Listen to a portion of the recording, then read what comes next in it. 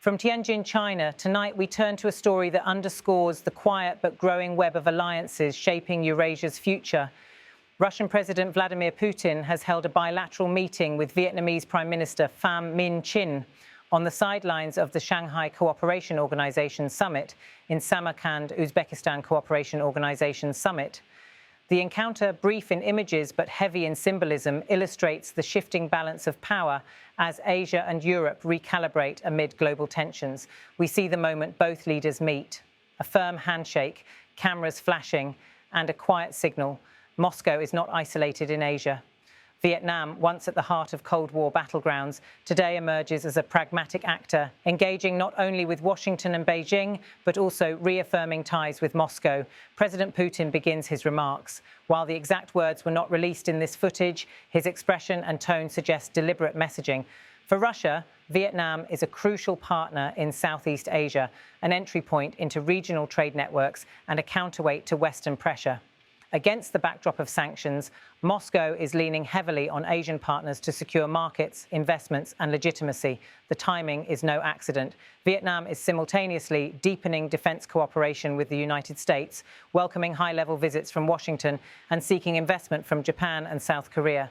By meeting Putin here, Prime Minister Pham Chinh demonstrates Hanoi's finely tuned strategy: engage everyone, align with none. It is the Vietnamese leader's turn. Though the details of his words remain off-camera, Vietnam's position is well known. A policy of bamboo diplomacy, flexible yet rooted, designed to bend without breaking. For Hanoi, Russia remains an important defense supplier and an old ally from the days of the Vietnam War. Yet today, energy, trade and development weigh equally in the equation.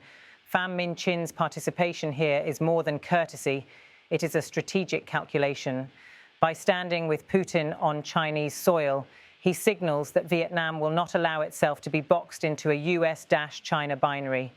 Instead, it will navigate a multipolar order with care.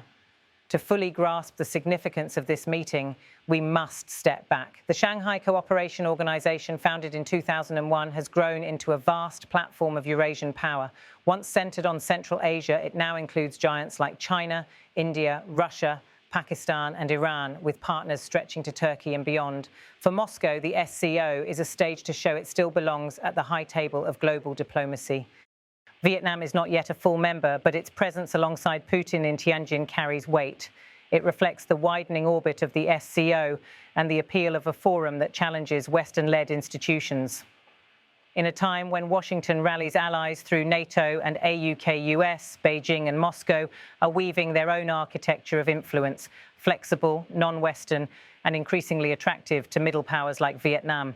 Economically, Vietnam's interest in Russia is practical. Moscow is a key supplier of oil and gas, technologies and military equipment. Even as Western sanctions bite, Russian companies seek to redirect exports eastward. Vietnam, meanwhile, needs diverse sources of energy and defense procurement to avoid over-reliance on any single partner. Strategically, this relationship is also about balance. Vietnam faces mounting pressure in the South China Sea, where Chinese assertiveness collides with Hanoi's sovereignty claims. By engaging Russia, a traditional backer, Hanoi subtly reminds Beijing that it retains other options. Conversely, Russia's embrace of Vietnam here at the SCO demonstrates that Moscow can still convene allies beyond its immediate orbit. This relationship has deep roots. During the Cold War, the Soviet Union stood as Hanoi's principal backer, militarily, politically and economically. Thousands of Vietnamese studied in Moscow, and Russian engineers helped build Vietnam's critical infrastructure. Those ties endure. Today, the echoes of that past blend with the demands of the present. Putin's appearance alongside Pham Chinh is not a return to Cold War alignments, but a reminder of continuity. It shows that history remains a currency of diplomacy and that Vietnam will continue to cash in its old ties even as it forges new ones. As the cameras fade, what remains is less the words exchanged and more the symbolism projected. For Putin, this was a chance to demonstrate that Russia's partnerships extend deep into Asia despite Western isolation.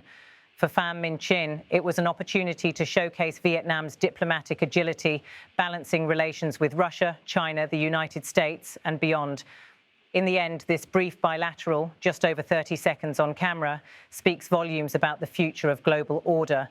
In a world of multipolar competition, even the shortest handshake carries geopolitical weight. From Tianjin, China, this is tonight's report.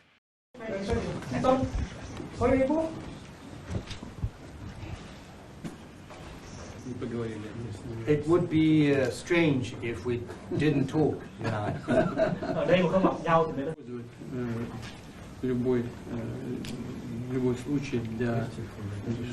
About what we have agreed to implement together. Дорогой товарищ, в самом деле было бы очень тише và thụ hưởng với kết quả đạt được. Because we have brought